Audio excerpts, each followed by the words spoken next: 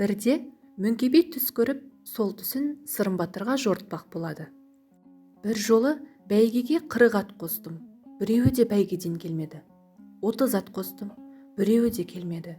5 ат қостым, 4-еуі бәйгеден келмеді де, біреуі ғана қарақшыға аман жетті. Аман жеткені сол, келе сала пышаққа ілікті. Әлгі аттың ішін жарып жібергенімде қасқыр шықты. Қасқырды жарғанда түлкі шықты. Түлкіні жарғанда қоян шықты.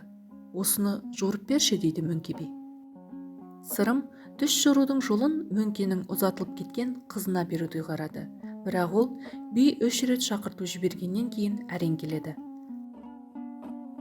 Қыз түстің жайын білген соң Сырымға түсті жездеңе жорытпа, жиеніңе жорытпа, әйелге жорытпа деген сөз бар еді. Сонда да айтайын дейді. Түс адал түс, қиялы түс, шайтан түс деп 3-ке бөлінеді. Мұны қай түске жатқызарымды білмеймін, бірақ оның шешуі мынадай.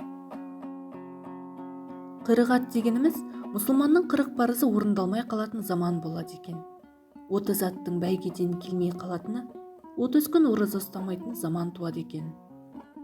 5 аттың 4-еуі келмей, біреуі келгені 5 уақыт намаз қаза болып, оны біреу оқып, біреу оқымайтын кез келеді екен.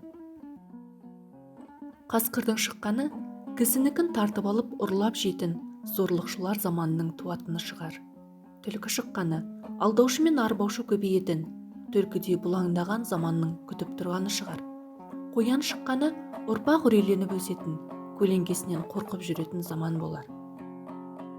Осыны айтып болғаннан кейін Мөңке бидің қызы: маған түс жорытқандарыңыз қате болды.